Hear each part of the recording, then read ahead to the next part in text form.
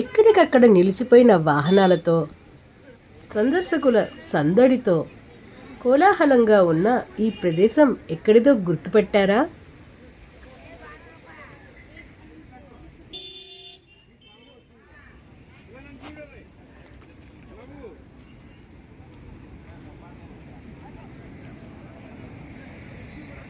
Srisailam dam site.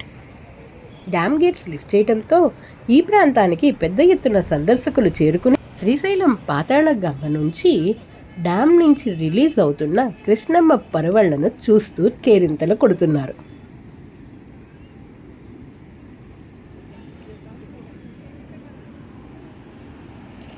మనుషులకే కాదండి, ఈ చెట్టు మీద ఉన్న కోతులకు కూడా ఇక్కడ హడావిడి చూసి కొత్త ఉత్సాహం వచ్చినట్లుంది.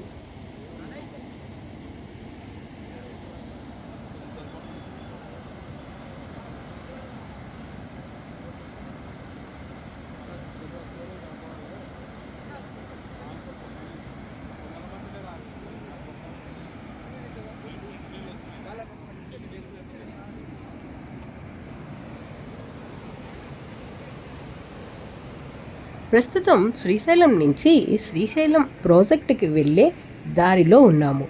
పూర్తిగా డ్యామ్ సైట్కి రీచ్ అవ్వలేదు. కొండ ఇంకొక మలుపు తిరిగితే మనం డ్యామ్ సైట్కి రీచ్ అవుతాము. ఈ ఎదురుగా కనిపిస్తున్నదంతా తెలంగాణ అంటే మన్ననూరు నుంచి వస్తున్న వాహనాలు.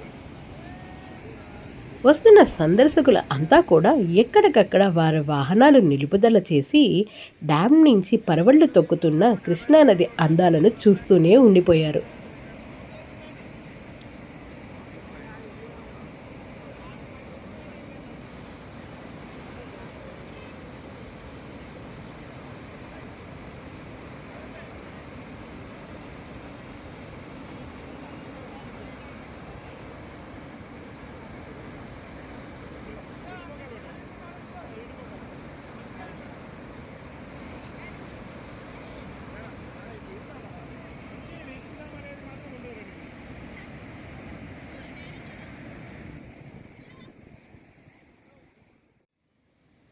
తుంగభద్ర నది మీద ఉన్న జూరాల ప్రాజెక్ట్ నుంచి, సుంకేసుల ప్రాజెక్ట్ నుంచి శ్రీశైలం ప్రాజెక్టుకు 3.18 లక్షల క్యూసెక్కుల వాటర్ ఇన్ఫ్లో ఉంది.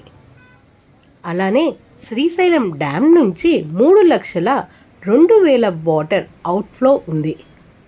డ్యామ్ గేట్ల ద్వారా 2,17,000 క్యూసెక్ల అవుట్ఫ్లో ఉండగా, కుడి విద్యుత్ కేంద్రం ద్వారా 30,000 క్యూసెక్ల నీరు, అలానే ఎడమ విద్యుత్ కేంద్రం నుండి 35,000 క్యూసెక్కుల నీరు విడుదలవుతుంది. అలానే పోతిరెడ్డిపాడు హెడ్ రెగ్యులేటర్ నుంచి 20,000 క్యూసెక్ల నీరు కూడా విడుదలవుతుంది. టోటల్ డ్యామ్ కెపాసిటీ 885 అడుగులు కాగా ప్రస్తుతానికి 882 అడుగుల వాటర్ లెవెల్ ఉంది.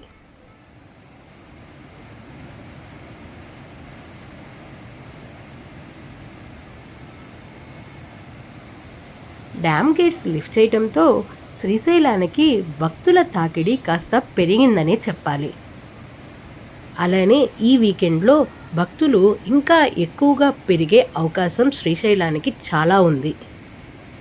కాబట్టి ఈ శనివారం నుంచి మంగళవారం వరకు కూడా ఎవరైనా శ్రీశైలం సందర్శించడానికి ప్లాన్ చేసుకుంటుంటే కనుక ముందుగానే రూమ్స్ బుక్ చేసుకోవడం ఉత్తమం. అలానే భక్తులు రద్దీ ఎక్కువ ఉండడం వల్ల ఏటీఎంలో కూడా క్యాష్ లేకపోవడం, ఏటీఎం సరిగా పనిచేయకపోవడం వంటి అంశాలు కూడా ఉంటాయి. కాబట్టి ఇవన్నీ దృష్టిలో ఉంచుకుని ముందుగానే ప్రయాణానికి రిజర్వేషన్స్ చేయించుకోవడం, వసతి సౌకర్యాలను కూడా ముందుగానే బుక్ చేసుకోవటం, వీలైనంతగా మీ దగ్గర క్యాష్ క్యారీ చేయటం వంటివి జాగ్రత్తలు తీసుకోగలరు.